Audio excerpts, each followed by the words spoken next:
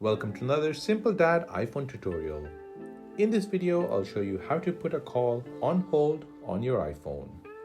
Before moving on to the video, I would appreciate if you can support me by liking this video, as it means a lot to me.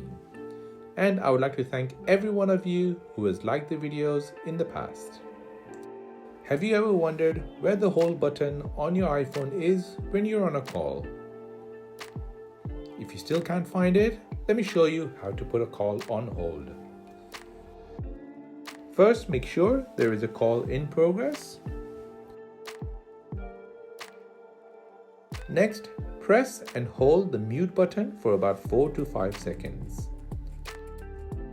The mute will then turn into a hold, and this will put the call on hold. On the other side, the person will hear this call has been put on hold. To get back to the call, press the hold button again, and then you can start speaking with the person. And that is how to put a call on hold on your iPhone. If this helped you out, then please consider subscribing to this channel for more videos like this.